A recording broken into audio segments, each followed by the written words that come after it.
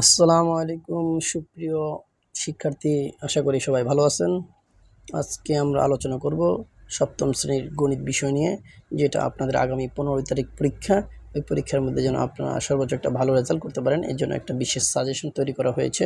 এই সাজেশনের মাধ্যমে আপনি অবশ্যই একটা স্বচ্ছ ধারণা পাবেন। এর জন্য এই ভিডিওটা সম্পূর্ণ দেখুন এবং লাইক শেয়ার করে আর কমেন্টসের মাধ্যমে আমাদের তথ্যগুলো জানাবেন।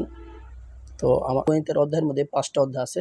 সূচকের গল্প 1 থেকে 29 পৃষ্ঠা, বীজগণিতের রাশির সূচক 30 থেকে 56, ভগ্নাংশের গসাগু ও লসাগু 57 থেকে 79, অনুপাত ও সমানুপাত 80 থেকে 103, আকৃতি দিয়ে যায় চেনা 104 থেকে 124।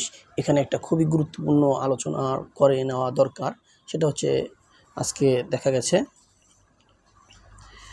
ষষ্ঠ শ্রেণীর গণিত পরীক্ষার মধ্যে তাদেরকে বাস্তব জীবনের যে অভিজ্ঞতা সেটা অর্জনের জন্য এখানে গণিতের ব্যবহার খুব কমই করা হয়েছে। আসলে বাস্তব জীবনে সে অভিজ্ঞতা ব্যবহার করতে পারে কি না, অনুপাত থেকে সামান্য একটা এসেছে, সমানুপাত একটা এসেছে, গসাগু লসাগু থেকে সামান্য এসেছে।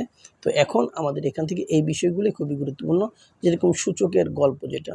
তো এখানে কিছু ছিল একক কাজ এখানে দিচ্ছে, উপরে সেই রাজার অঙ্কের যে পরিমাণ সেটা খাতায় লেখার কথা বলছি।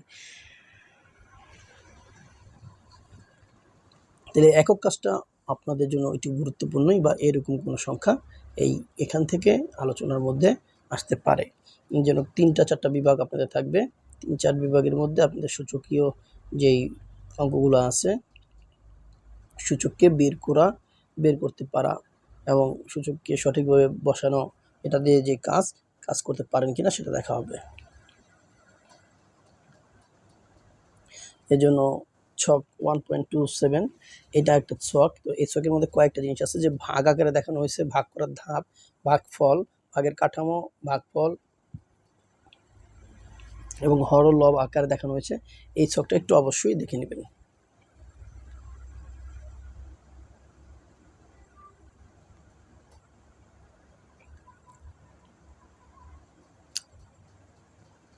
এখানে আরেকটা ছক আছে ডায়াগ্রাম।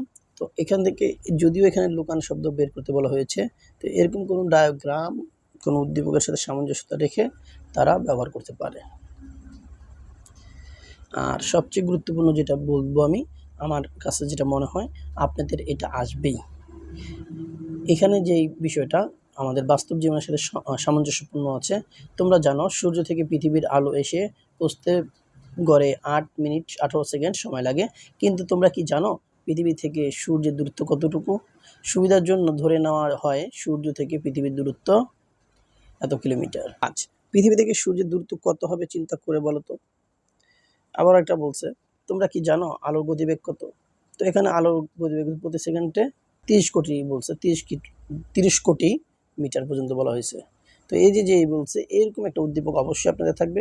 এর জন্য আমি বলবো এই দুইটা আপনারা অবশ্যই খুব ভালো করে দেখে নেন, এবং এখান থেকে যে সূচকের মানটা আছে এটা আপনারা দেখবেন। যদি সূচকের থেকে মান আসে তাহলে এটাই পরীক্ষার মধ্যে আসবে। এখানে বলছে পৃথিবী থেকে চাঁদের দূরত্ব প্রায় এত মিটার হলে এর গাণিতিক ভাষা ছোট আকারে প্রকাশ করো। এখানে এই যে সূচকীয় আকারে প্রকাশ করার যে বিষয়টা, এইগুলা চলে আসছে। তাহলে এই এককটা আর এটা আপনাদের জন্য মূল বিষয় হিসেবে থাকবে বলে আমি আশাবাদী। 2 নম্বর অধ্যায় বীজগাণিতিক রাশির সূচক। তো বীজগণিত রাশির সূচকটা আসলে এই যে আমরা যে ওইখানে সূচক দেখছি, তো আর এই সূচকের সাথে এই সূচকের একটা মিল আছে। তো ওই সূচকের সাথে এই সূচকটা আমরা কীভাবে ব্যবহার করতে পারি সেটা একটু সামঞ্জস্যতা দেখে, যে এটার আসলে ভিত্তি কোনটা, সূচক কোনটা বা মান কোনটা, এই বিষয়গুলো নির্ণয় করতে বলা হবে। এই জন্য আপনারা যদি এই টেবিলে একটু ভালো করে দেখেন তাহলে আশাবাদী এবং এগুলো পুরো করতে পারেন, তাহলে আর একটু যোগ্যতা সম্পন্ন হবেন এবং এগুলো করতে আপনাদের জন্য সহজ হবে ইনশাআল্লাহ।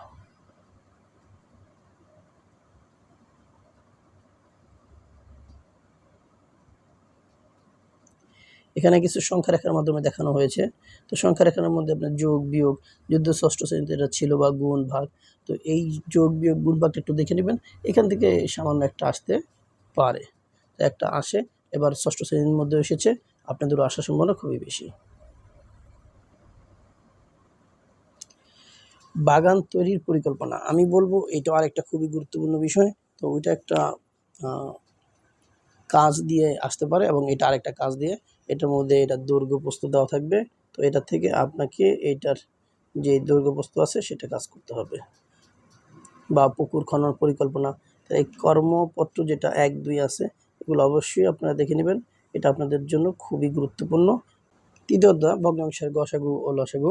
তো এই ভগ্নাংশের গসাগু লসাগুর মধ্যে যে বিষয়টা, সেটার জন্য আলাদা উদ্দীপক থাকতেও পারে এবং থাকার সম্ভাবনা খুব বেশি। প্রত্যেকটার জন্য এক একটা উদ্দীপকের ব্যবস্থা করা হয়। তো উদ্দীপকের মধ্যে যে সংখ্যাগুলো আছে, তো এই সংখ্যাগুলো আমাদেরকে খুবই ভালো করে মনে রাখতে হবে যে কীভাবে গসাগু এবং লসাগু সম্পূর্ণ করা হয়। গসাগু লসাগু যদি আমরা পারি তাহলে আমাদেরকে এখান থেকে কিছু কাজ করতে দেওয়া হবে। তারপরে অনুপাত ও সমানুপাত, এটা খুবই গুরুত্বপূর্ণ। আপনারা যে কোনো একটা জিনিসকে নেওয়ার পরে বা উদ্দীপক একটা আলোচনা করার পরে এখানে আপনি যে অনুপাতগুলো আছে এই অনুপাতগুলো আসতে পারে, যে একটা তুমি এই সংখ্যা দুটার একটা অনুপাত বের করো, এটার ব্যস্ত অনুপাত বের করো বা বহুরূপী অনুপাত যেটা, এটা আপনাকে বলতে পারে। এর জন্য আপনি এটার জন্য যে কটা অনুপাত আছে এই কটা অনুপাত আপনাকে অবশ্যই পড়ে নিতে হবে। যখন আপনি কয়েকটা অনুপাত,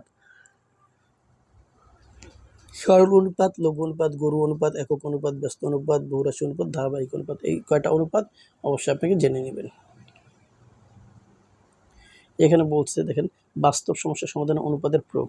এই যে বাস্তব সমস্যার সমাধানের কথা বলছে, এইরকমই আপনাকে পরীক্ষার মধ্যে একটা সমাধানের কথা বলে সমাধান করতে হবে। যেন বাস্তব জীবনে যে জিনিসগুলো সমস্যার সমাধানের কথা বলা হয় বইটার মধ্যে আছে, আপনারা ওই বাস্তব জীবনের ওই সমস্যাগুলো সমাধানের জন্য আপনার দেখার চেষ্টা করবেন। এবং এই যে একক যে কাজগুলো আছে এই একক কাজ এবং এই কাজটা এই কয়েকটা দেখবেন। একটা মৌয়ের গাছে 36টি টেনিস বল আছে, এগুলো দিয়ে তারা অনুপাতের যে সিস্টেম সেটা দেখানো হয়েছে। তো আপনাকে এরকম কোনো একটা দেখানোর পরে একক কাজ নিচে একটা দেওয়া আছে, এরকম একক কাজ থাকবে। এর জন্য আপনারা এটা একটু কষ্ট করে দেখে যাবেন।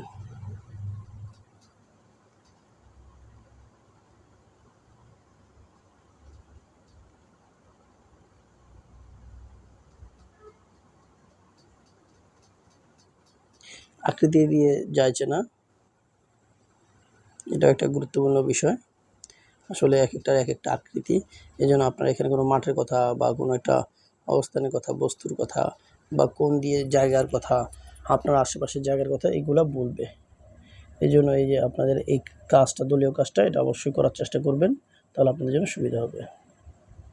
যদিও এখানে কোণের কথা বলা হয়েছে, এক একটা কোণ নিয়ে আলোচনা করা হয়েছে, তো এর জন্য আপনি যে কোনো ত্রিভুজের কোণ নিয়ে আলোচনা করতে, মানে আলোচনা বা এটা দিয়ে বাস্তব জীবনের যে কাজটা সেটা বের করতে বলা হতে পারে।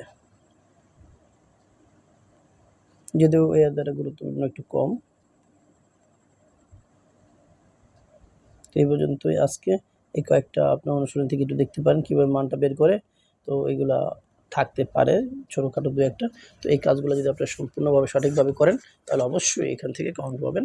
এবং এরপরে প্রশ্নের নমুনাপত্র এবং প্রশ্ন সমাধান প্রত্যেকটা জিনিস আমরা দেওয়ার চেষ্টা করব। যারা আমাদের ভিডিও দেখে ভালো লাগলো তারা আমাদের সাথে থেকে উৎসাহ প্রদান করে যাওয়ার জন্য আপনারা অবশ্যই কমেন্টস করে জানাবেন। ধন্যবাদ। আসসালামু আলাইকুম।